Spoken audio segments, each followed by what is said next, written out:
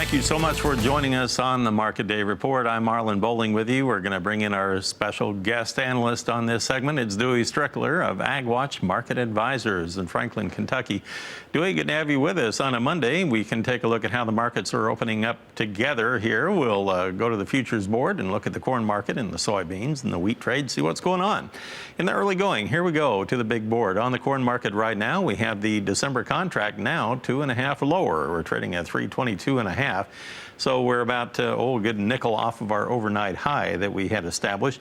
On the soybean trade in the early going here, now that we're off and running, we have November new crop soybeans down 2.5 at 9.64 3/4, and January down 3.5 cents right now. If we look at the wheat trade, we start in Chicago. December, wow, down 11 1/4 this morning at 3.96 1/4. Way under $4 now. And looking at Kansas City wheat here, we have December currently trading 8 3/4 lower at 4.08. That's off of its overnight high by 8 3/4 cents.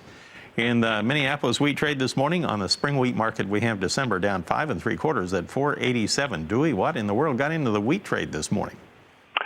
Well, I think really when you look at the general complex this morning, we're looking, of course, at the dollar being somewhat higher here.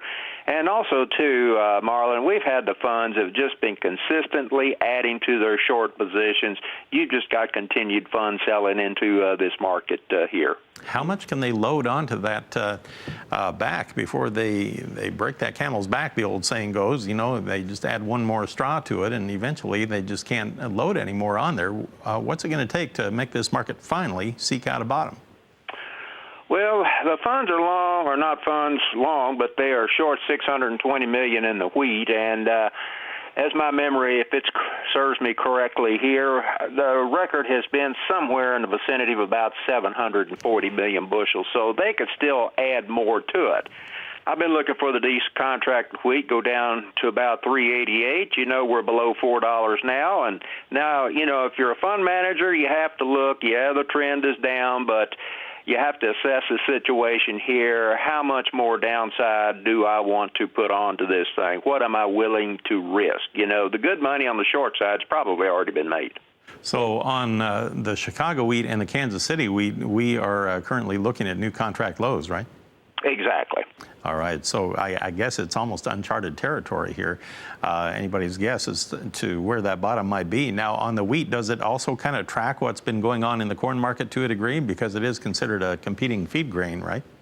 Yeah, it is. You know, sometimes we have corn leading the decline, and other days we have wheat, you know, passing the ball and leading the decline. And right now, today, it looks like, you know, wheat's pulling everything else down.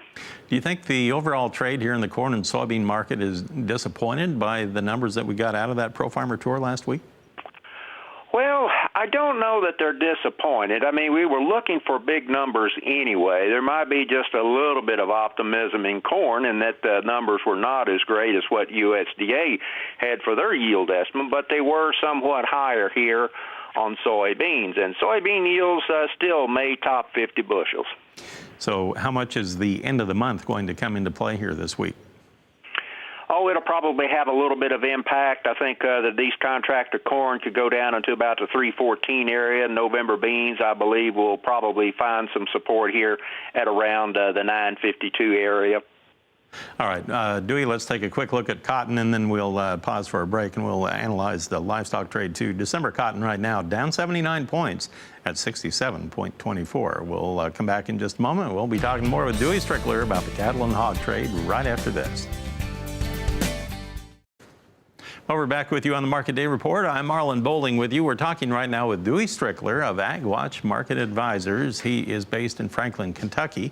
And we're going to talk now about what's going on in the livestock trade. Dewey, let's take a look at our opening futures market on the cattle here and see how things are going. And in a minute, we'll take a look at what happened in the cash cattle market, too, last Friday.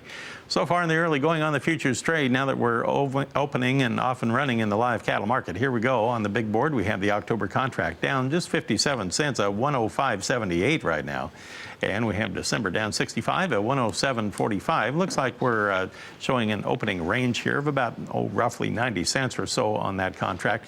On the feeder cattle trade, we'll jump over there. And right now we have the October contract showing a lot of pressure. We're down $1.50 at 134.45. And now you have November down $1.77 at 131.05 this morning. So a lot of pressure. And Dewey, I hinted at the cash cattle trade that developed last Friday. Out there in the plains, very disappointing trade. It was all on a dressed basis in a cleanup type of activity, and the price range was 175 to 179. So that was several dollars under what we had on a dress basis just a few days before that. Yeah, that's exactly right. Well, you look at it, packers are in a situation here where they already have their needs bought for the Labor Day weekend, and after that, we generally don't look at beef being a big feature, and so, we got a couple of strikes going on against the cattle. Looks like the early asking prices here this week, from what we can gather, might be about 118 in the south, and maybe on a dress basis 186 to 188 in the north. Now those are asking prices.